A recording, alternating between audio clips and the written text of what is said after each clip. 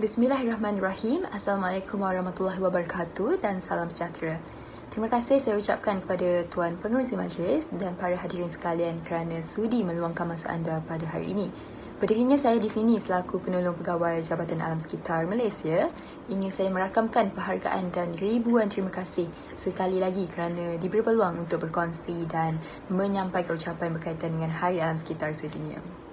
Sebagai menghargai kelegaan dan kegembiraan alam sekitar, maka sambutan Hari Alam Sekitar Sedunia ataupun World Environmental Day disambut setiap tahun pada 5 Jun. Sambutan ini diperkenalkan pada tahun 1972 oleh Pertubuhan Bangsa-Bangsa Bersatu PBB semasa persidangan yang berlangsung di Stockholm, Sweden. Dan bermula pada tahun 1974, sambutan Hari Alam Sekitar Sedunia diraikan oleh 143 negara termasuk Malaysia. Hari Alam Sekitar Sedunia ini adalah program khas United Nations Environment Program UNEP yang bertujuan menggalakkan kesedaran global dan tindakan di seluruh dunia terhadap isu-isu alam sekitar. Setiap tahun, tema yang berbeza akan ditetapkan untuk meraihkan Hari Alam Sekitar ini. Sebagai contoh, bagi tahun 2020, Time for Nature telah diangkat menjadi tema bagi sambutan dan dianjurkan di Colombia. Dan pada tahun 2019 pula, tema Beat Air Pollution ditetapkan dan dianjurkan di China.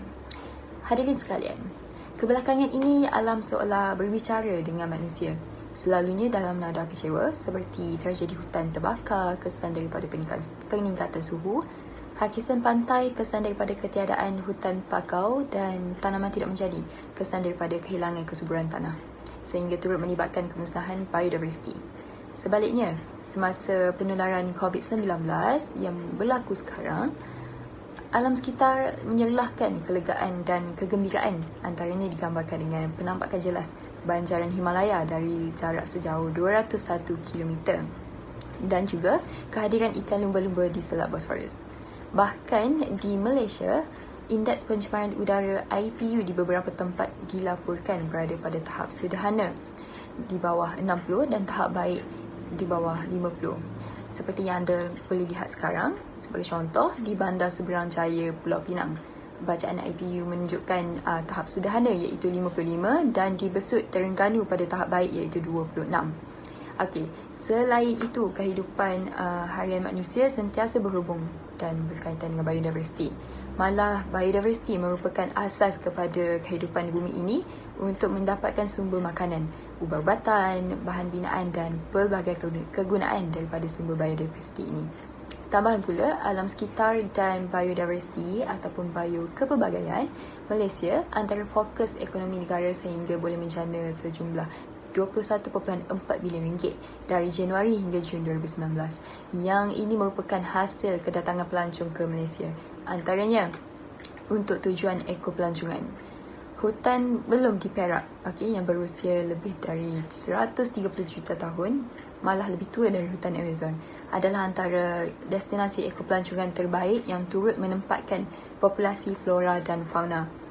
Biodiversiti seperti Rafflesia dan burung enggang antara tarikan utama. Dan 3 daripada 20 jenis Rafflesia di dunia ada di hutan hujan tropika ini. Selain itu, di hutan ini terdapat 10 jenis spesies burung enggang berbanding hanya 8 di Sabah dan Sarawak. Namun, aktiviti ekopelancongan tidak boleh diteruskan lagi apabila alam sekitar dan biodiversiti di Malaysia terjejas teruk akibat perindustrian dan perkembangan teknologi. Persoalannya, bagaimanakah semua pihak di Malaysia boleh menjamin perkembangan dan kesan sosioekonomi yang tidak merisikokan alam sekitar sekaligus memusnahkan biodiversiti. Hadirin yang dihormati sekalian, biosfera, litosfera, hidrosfera dan atmosfera adalah komponen alam sekitar dan manusia mendapatkan pelbagai sumber semula jadi melalui komponen-komponen ini demi kelangsungan hidup. Tumbuhan dan haiwan adalah biodiversiti dalam komponen biosfera. Biosfera menyediakan habitat kepada seluruh hidupan. Terdapat pelbagai ekosistem di dalam biosfera seperti ekosistem akuatik dan ekosistem hutan. Malah, terdapat biodiversiti yang berbeza bagi setiap ekosistem ini.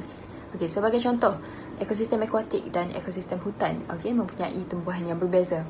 ekosistem hutan bakau boleh menghalang hapisan pantai kerana akar pokok bakau adalah pemecah ombak semula jadi. Dan juga ekosistem hutan pula adalah kawasan tadahan hujan yang sangat terkait dengan sumber air bekalan dan sumber oksigen. Litosfera mengandungi batuan, mineral dan tanah sebagai komposisi utama. Jadi pembinaan bangunan dan jalan raya dapat dibuat dengan adanya pelbagai batuan. Pelbagai produk dan yang bermanfaat kepada manusia. Antaranya biji-bijian, sayuran dan minyak masak boleh diperoleh hasil daripada aktiviti penanaman di tanah yang subur. Hadirin yang dikasihi, walaupun dunia masih berselubung duka kesan pandemik COVID-19, pelbagai pihak di Malaysia boleh meraihkan sambutan Hari Alam Sekitar Sedunia pada tahun ini dengan memainkan peranan masing-masing untuk memelihara alam sekitar sekaligus mengurangkan kemusnahan biodiversiti. Dengan komitmen semua pihak, kebiasaan baharu dalam memperkasakan pengurusan alam sekitar di Malaysia boleh diwujudkan. Sebagai individu, kita boleh meraihkan sambutan ini dengan menggunakan internet dan buku elektronik untuk mempelajari tindakan dan usaha untuk menjaga dan memelihara alam sekitar yang dijalankan oleh pihak berkuasa di kawasan kita. Contohnya, kerajaan atau majlis perbandaran. Kita juga boleh mempelajari bagaimana mengubah gaya hidup, boleh mengekang perubahan iklim, menjaga ekosistem akuatik dan tidak mencemar alam sekitar. Tidak terhad kepada mempelajari sahaja, kita juga boleh berkongsi pengetahuan tersebut dengan orang lain. Jika kita merupakan usahawan, kita boleh membaca laporan bagaimana jenis industri yang dijalankan sekarang boleh menjejaskan alam sekitar dan biodiversiti. Selain itu, kita boleh melibatkan staf di bawah seliaan dengan mendapatkan pandangan mereka tentang bagaimana industri ataupun perniagaan yang dijalankan tidak akan menjejaskan alam sekitar. Sebaliknya, memelihara alam sekitar. Sebagai usahawan juga, kita juga boleh menyokong usaha kerajaan untuk menyumbang dana dalam projek pihak berkuasa tempatan atau kerajaan yang berteraskan pengurusan lestari alam sekitar ataupun pemeliharaan biodiversiti. Juga bersungguh dalam mematuhi keperluan dan undang-undang yang berkaitan dengan alam sekitar. Sidang hadirin sekalian, hakikatnya lebih ramai manusia bertumpu di kawasan bandar. Ini menjadikan kawasan bandar lebih mudah menjejaskan alam sekitar dan biodiversiti. Jadi sehubungan dengan itu, pentadbiran sesuatu bandar boleh meraihkan Hari Alam Sekitar Sedunia dengan memperuntukkan sejumlah wang secara tahunan untuk tujuan memelihara alam sekitar dan mengurangkan kemusnahan biodiversiti. Selain itu, meletakkan satu sasaran untuk melindungi dan mewujudkan lapangan hijau di dalam bandar yang turut dilaksanakan oleh penduduk bandar. Pihak pentadbiran bandar juga boleh berkolaborasi dengan penyelidik tempatan untuk mengenal pasti dan memelihara ekosistem-ekosistem yang terdapat di dalam bandar dan tidak ketinggalan melapor dan mengemas kini maklumat berkaitan pembangunan mapan di bandar masing-masing. Galakkan kepada penduduk bandar untuk mempraktiskan amalan sihat seperti mengitar barang kita semula, mengurangkan sisa makanan, mengurangkan bekas sendiri semasa membeli belah boleh juga dibuat melalui pelbagai kempen dan pemantauan berjadual. Kerajaan mempunyai tanggungjawab untuk menyediakan kehidupan yang sejahtera kepada rakyatnya. Oleh itu, kepesatan industri dianggap sebagai satu keperluan bagi mewujudkan peluang pekerjaan sekaligus meningkatkan taraf kehidupan rakyat. Namun, terbukti kepesatan industri yang ditunjangi oleh orang yang memikirkan tentang keuntungan semata-mata menyebabkan pencemaran alam sekitar dan kehilangan biodiversiti. Jadi demi mengelakkan keadaan ini berulang, maka kerajaan boleh memberikan subsidi dan insentif kepada industri yang menjalankan penghargaan bagi landscape dan yang telah dimusnahkan. Strategi memperkasakan implementasi penilaian impak alam sekitar ataupun Environmental Impact Assessment EIA juga merupakan satu usaha yang boleh dilaksanakan. Ini kerana sesuatu projek pembinaan yang berskala besar perlu dimulakan terlebih dahulu dengan penilaian ini.